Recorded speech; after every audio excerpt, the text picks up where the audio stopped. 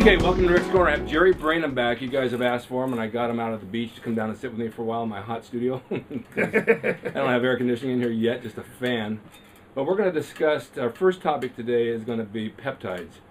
I'm not quite sure where to go with this because I did order peptides, and I took different variations of them, and you'd mix it like GH, and you take them like that.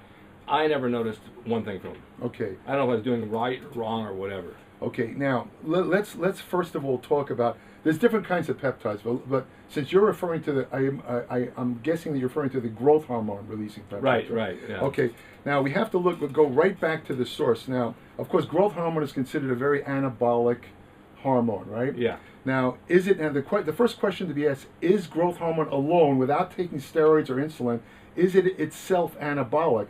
And the answer is yes. Yes and no. It sounds like an ambiguous answer, but let me explain.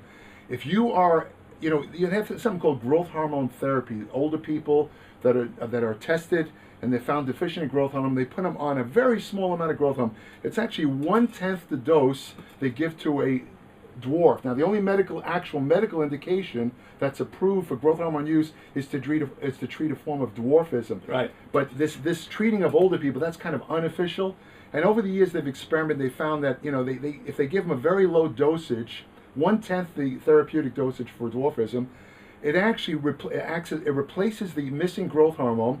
And what happens is, these old people, even if they don't work out, they start to develop lean mass, muscle, and the skin gets thicker, and they generally feel a lot better. Sure. They don't look younger, but they feel better, right. And their body basically works better, let's say. Well, it's kind of hard to make you look younger. Yeah, it's hard to make you look young. Yeah. I mean, people that are, older people that are going to go on growth hormone thinking they're going to look like they're 20, they're fooling themselves.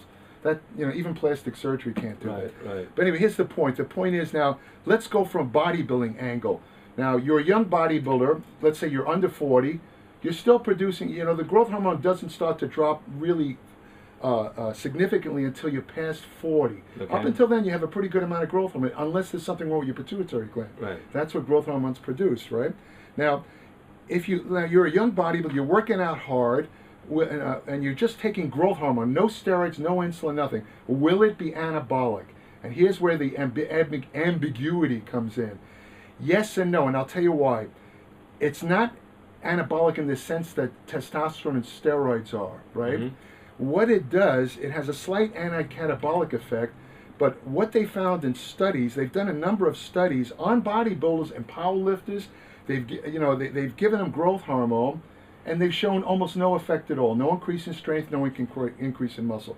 Now, if there was a drug dealer or devil's advocate sitting here, he'd say, hey, Jerry, you know that in those studies, they don't give the same dosages that athletes they give like tiny amounts. They'll give like 2-3 units of growth hormone. What are bodybuilders using? Some of the pros are rumored to use 17 units, right? Yeah, okay, sure. So now let's take that second question. What happens if you take large amounts of growth hormone? Is it anabolic? Here's the answer. If you take it with testosterone and insulin, in other words, the triumvirate, I call it, the anabolic triumvirate of anabolic steroids, growth hormone, and insulin, that combination is what turned the tide in pro body. That's what gave you the 250-pound, 5% body fat monsters that we're seeing. Right. It also is responsible for that big gut look also, by the way. That's another story, though. But the point is, if you give with that combo, it has a kind of synergistic effect with the testosterone where it really does become anabolic. Mm-hmm. But what happens when you take it alone? Does it do anything? Yes, it does, and here's what it does. What they found in the studies is that even though growth hormone doesn't increase muscle protein synthesis in a normally producing growth hormone body, not comparable to anabolic steroids, for example, what it does do is very potent at stimulating connective tissue repair and maintenance. Mm-hmm. This is why athletes, you hear sometimes, you read the stories about Chinese athletes being caught with growth hormone, whatever, or Stallone and this and that. Yeah. The reason is because it actually protects against injuries. And let's say you do have a connective, let's say a tendon or a joint injury. I was going to say tendons or ligaments. If you have a joint injury, you take growth hormone, it's going to increase the healing about 300% faster than normal. Wow. Now, there is connective tissue and muscle. Let me tell you one thing. Go ahead. Before we're going. I tore my quads in 2001, both quads. I told my doctor I'm going to take testosterone growth hormone. He said it won't do anything. It's not going to help you a bit. Right. I healed in half the time. There you go. And I told him, and he says, you healed in half time. I don't believe it. It's true. It wasn't in your mind. The testosterone growth hormone, Yeah. tremendous healing effect. There's Yeah. no question. It's undebatable, right? Right. Now, what happens is it increases the connect. Now, there is connective tissue in muscle, right? Now, you know, of course, you have. What happens is there's a portion of muscle called the sarcolemma, right? Now, what the sarcolemma is basically, it's kind of like a cell membrane around the individual muscle fibers, right? Mm-hmm. Now, you'll say, what does this have to do with anything? Well, one of the components of the sarcolemma is what they call collagen fibrils. Collagen is the main protein in connective tissue. Mm-hmm. Now, follow it through. If you take growth hormone and it's stimulating collagen synthesis and production, it's going to affect the sarcolemma. It's going to thicken it. So now you have what they call sarcolemma growth. And there's a secondary effect. Growth, and here's what a lot of bodybuilders don't know. This is a very important point. Among the effects of growth hormone, it stimulates an adrenal steroid hormone called aldosterone. It's called a mineral corticoid. What does aldosterone do? Aldosterone retains sodium and water in the body. Now think about it. What is muscle made up of? 72% water. Sure. Now if you take growth hormone, you're having two effects in the muscles related to muscle growth. You're affecting the collagen fibrils in the sarcolemma, and you're affecting the water retention in the muscle, not necessarily extracellular, it's in the muscle. So what happens is you get a bigger muscle. Now you add testosterone, insulin, now you got a gigantic muscle, like the pros are showing, right? Now the problem with that is that, you know, the thing that makes you stronger are what they call muscle contractile proteins, specifically myosin and actin. Growth hormone does not affect them at all. And here's the proof of the pudding. There's a disease called acromegaly. Sure. Now, what acromegaly would cause it is having a small tumor on, or what's called an adenoma, on your pituitary gland. It causes the gland to release huge amounts of growth hormone. Right. It's actually equivalent to what bodybuilders are taking, or even more than bodybuilders are taking. When it's coming out naturally. Exactly. Now, if this happens when you're still growing, a condition called giantism results. Right. This is the people you hear about that are like 8 feet tallest. You know, the biggest. In other words, the people in the Guinness Book of World Records. Right. They all have pituitary tumors. Right. Right. You know, you get that weird big head and you know this and that. But and here's what relates to what I'm saying. The tallest man on record was a guy named Robert Wadlow from Illinois. He died in the 40s. He was 8'11". He's the tallest man in history. You know how he died? Yeah, he got an infection. No. What? He hit his head on a high rise. No, I can tell you how he really died. How he really died is related to what I was saying. This guy, he didn't look like a bodybuilder, but for his size, you know, he weighed like something like close to 400 pounds. He was 8'11". Yeah. But the thing is, if you look at his individual muscles, they were big. Not like a bodybuilder, but bigger than normal, right? So what he had large muscles because of the reasons I just said, but they were very weak muscles. He actually had a medical condition called myopathy, which is weak muscles. His leg muscles were so weak, get this, he had to wear leg braces, and he had to walk with a I've seen people like that in wrestling even. Right. Yeah. You know how he died? He was a young guy. I think he was not even 30 years old, the poor guy.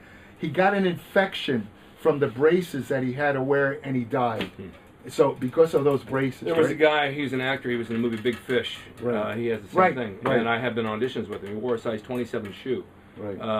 And he was extremely muscular. Mm-hmm. Didn't even work out. There you go. Just really muscular from the pituitary. Right. Yeah. Well, you see, one of the things that growth hormone does, and everybody knows this, is it tends to stimulate fat mobilization, not oxidation. See, that's another mistake people make. Yeah. Growth hormone will stimulate your fat cells to release fat, but you still got to burn them. Yeah. You have to oxidize. That's exercise. It's exercise. Now, what happens if you don't exercise is, guess what? The fat goes right back into the fat cells, right?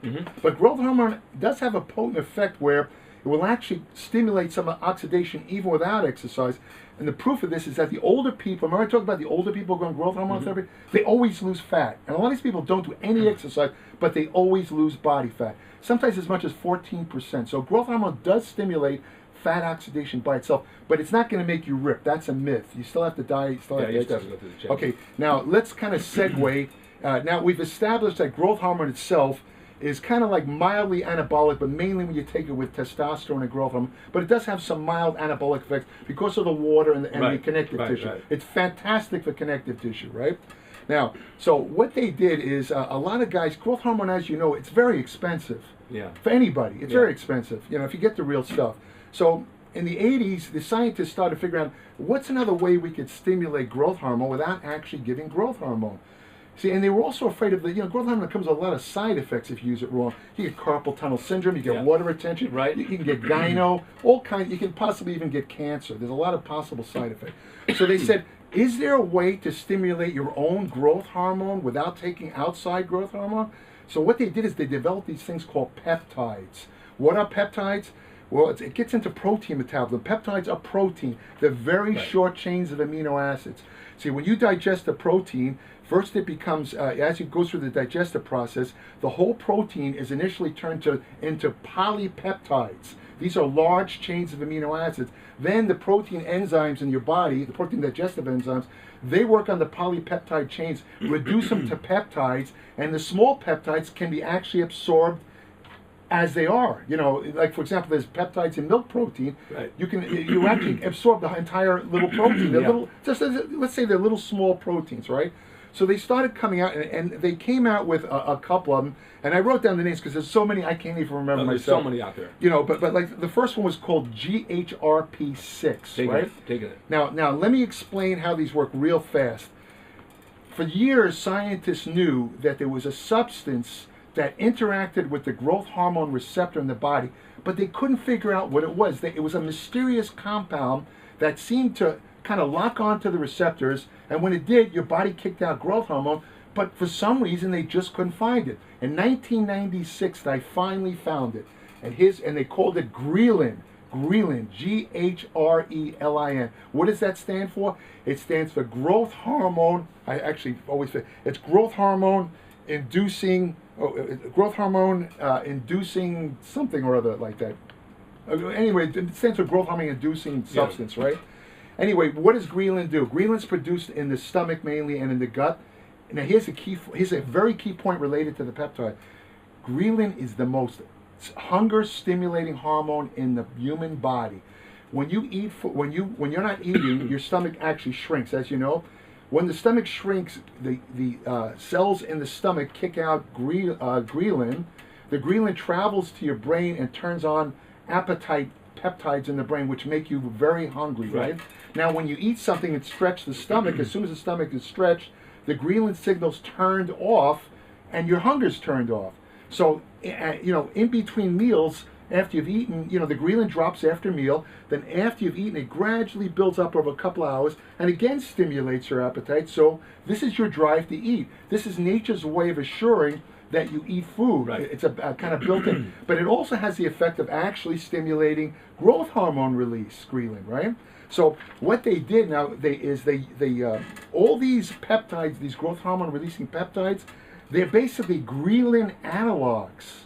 Most of them are Ghrelin analogs, meaning they work just like Ghrelin in the sense that they stimulate, very powerfully by the way, they stimulate your own growth hormone release. And they're small chains of amino acids. This one called it's called GHRP6. Yeah, I think that was produced in the 80s. I believe that was one of the first.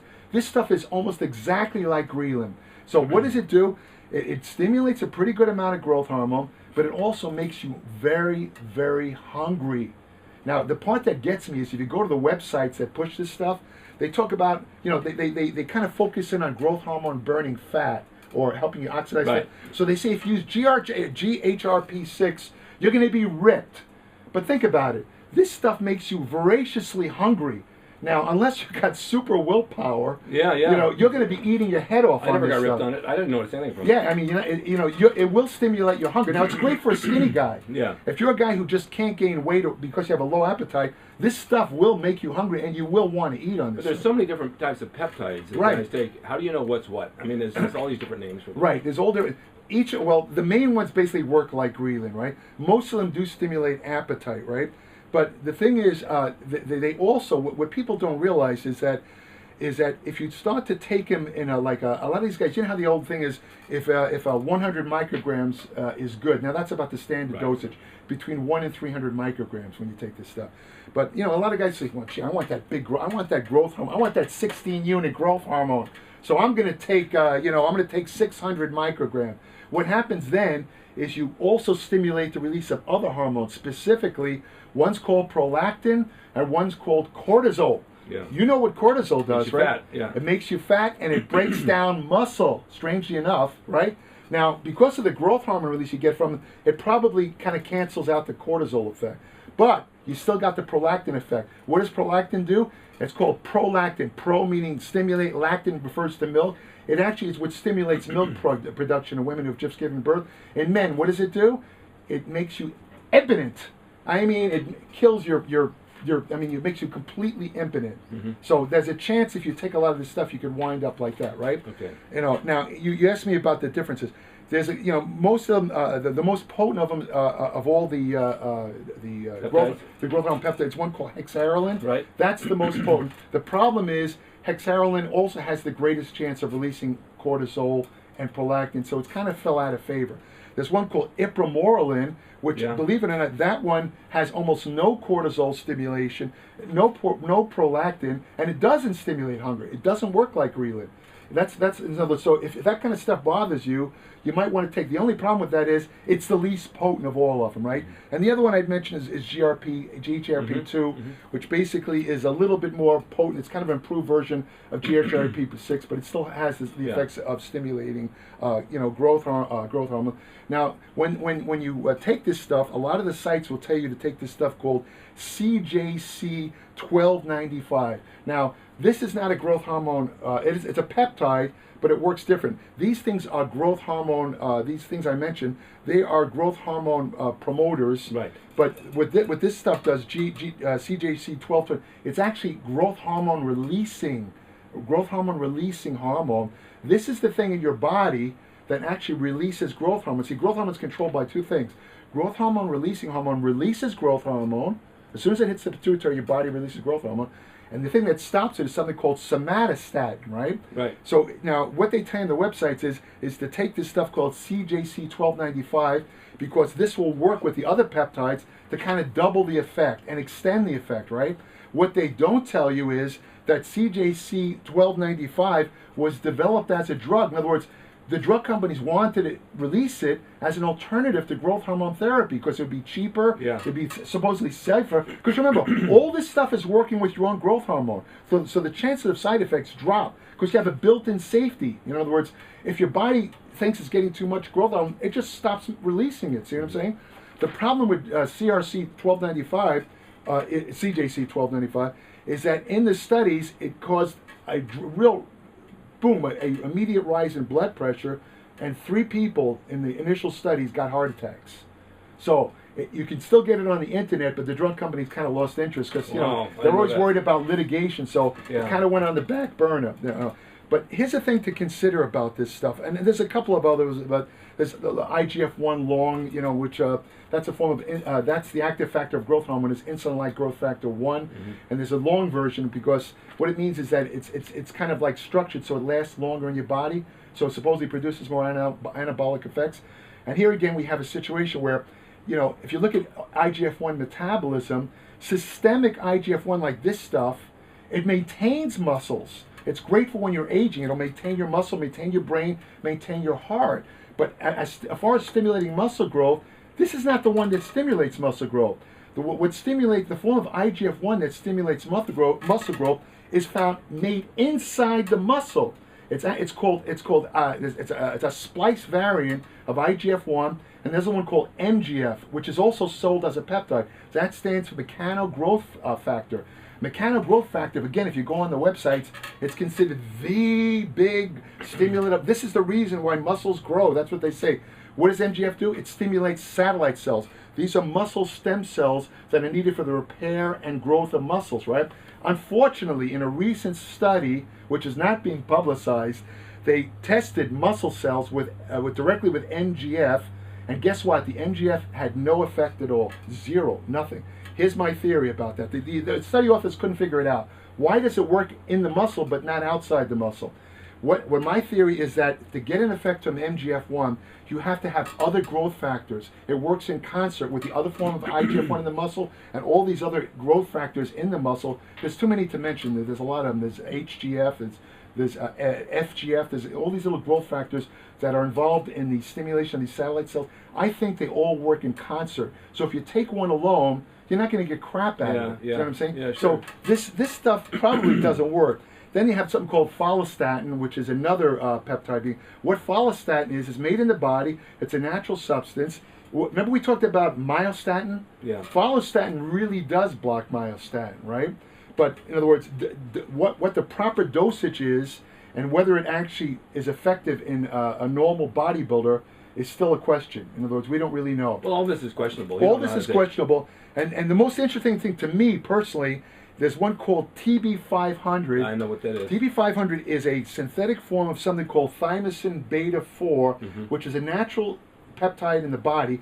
Now this is something you'd be interested in because I know your problem with the injuries. This stuff is a super healing agent, supposedly. I've heard this. In your plasma, when your body tries to heal wounds, and whether it's tendons or ligament, this stuff is there. This stuff actually accelerates healing, right? This, to me, is the most promising of all these peptides. If you said to me, Jerry, which is the one you would take personally, this is the one that I would take. TB500. Yeah, I wouldn't even touch the other stuff. And actually, the truth of the matter is, I don't think I would touch any of this stuff, and I'll tell you why. Because who is selling it? First of all, the thing to point out, these things are all experimental drugs. Right. There is no drug company, let me emphasize this, there is no pharmaceutical company that's making this stuff. It's made by who knows who. Whoever, right. It's sold on internet sites. There's no address. I checked last night. Yeah. There's no address, there's no phone number, there's no nothing. I mean, you have no guarantee of the purity of this stuff. You have no guarantee it's not... Now, they've done studies with black market steroids, and they have found heavy metal contamination, which is horrible, bacterial contamination, which can give you septicemia and kill you, right?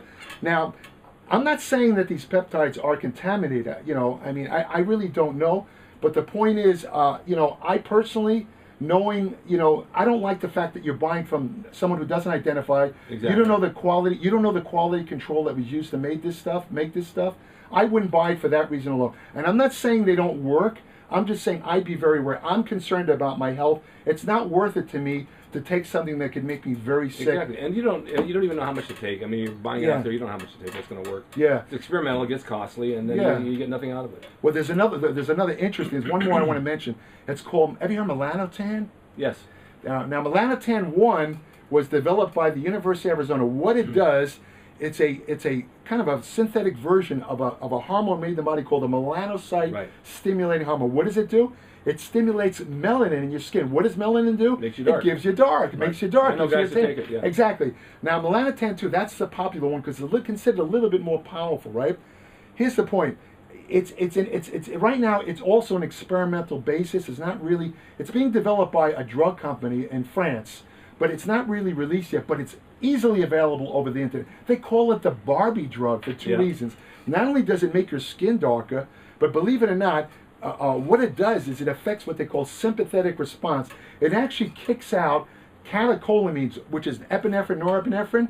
These things are the things that cause your fat cells to release fat. So as a side effect, it actually has a little bit of a fat burning effect, right? Now, not only that, now get this. I know what you're going to say. What am I going to say? It gives you an erection. Ah, this guy's smart. He read my mind. I know. There's a side, when people started using this, and this is men and women, right? When they started using it, they noticed a weird side effect. Suddenly they'd be like, I'm sitting here talking to you, and suddenly I'd have a hard on. Well, you would anyway talking to me. That's true. Okay. You know, but the thing is, the guy turns me on. We're going to tell you. Yeah. Anyway, the thing is, they started getting erections. So get this. What they did is another drug company stepped in and developed a fraction. They isolated the fraction of it that causes the sexual stimulation. And sell it as that. It's called bromelatan, right? Yeah. Right? Now, it sounds great. Now, you might be thinking, wow, hey, wait a minute. Viagra's expensive. Ciagra, or what's it called? Cialis? Yeah. It's something like, what, $30 a pill? Yeah. Hey, maybe I'll get this stuff. Not so fast. They stopped testing it because it caused, again, it made your blood pressure go through the roof so fast and so high that the company stopped testing on it. So it's in a limbo state right now. So don't even think about using this Plus, stuff. I've heard this stuff makes you sick for like an hour. When It makes you stuff. And there's another one, just one more, and I'll tell you. One more. Another interesting thing. Remember I talked about how growth hormone stimulates the fat, the fat oxidation mobility? Guess what?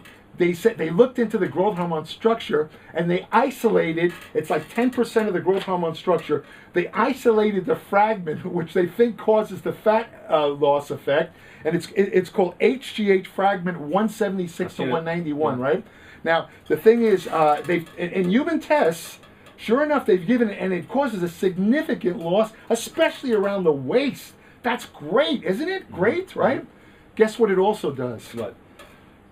This is anecdotal now. This is not any studies, but for some strange reason, it also produces a Ghrelin-like effect. So you get hungry. You get hungry, and you want to eat. You want to eat, and guess what? When you eat all those calories, guess what happens You to get fat again. You get fat again. All right, here, listen. Yeah. You guys got to memorize all this. You're going to be tested on it because if you have any idea what he said, you got to watch this about 10 times and digest it all. All right, we got to close. I want to know one thing when we close. Where do we find your newsletter? Oh, my newsletter, Applied Metabolics newsletter. It's at appliedmetabolics.com, right? Mm-hmm. And I'm just ready. The second issue is ready to come out. It's fantastic. I just to give an example, this second issue, I have a complete definitive guide. I thought about Robin Williams. I loved Robin. A lot of people liked Robin Williams. The man killed himself because he had severe depression. Okay, he used a lot of cocaine, he drank a lot, but still, it was the depression that drove him over the edge. And I said to myself, these antidepressant drugs, very often they don't work too well. A lot of people depressed, they take them, it doesn't seem to do anything. So I said, I decided to research and see, is there a natural way to alleviate and prevent depression without using any drugs? So I wrote this huge article, and it's huge, I admit, it's like 20 pages. Of course, I covered the waterfront. I wrote every natural method.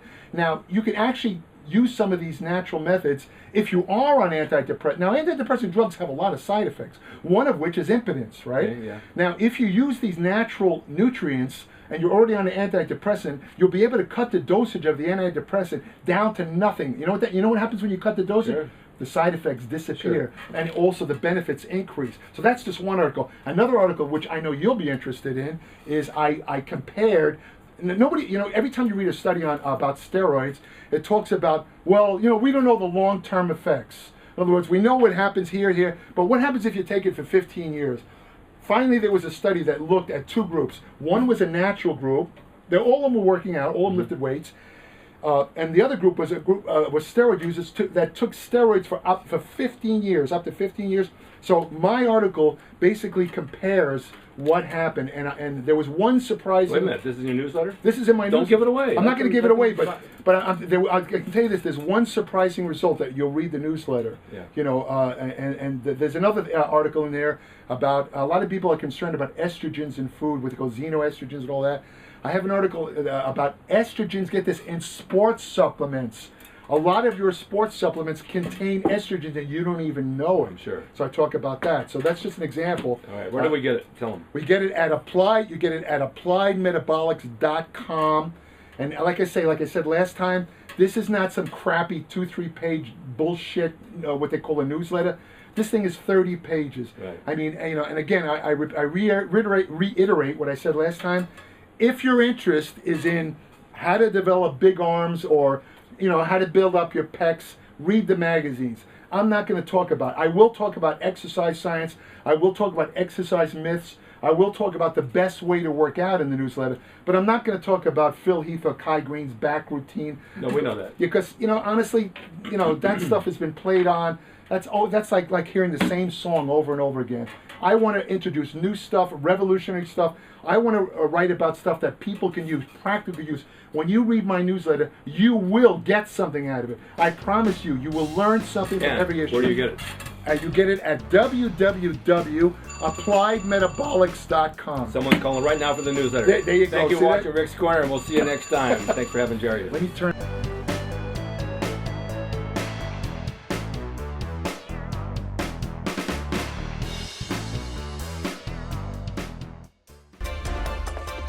It's RickDrayson.com. He is the equalizer, baby. See you next time.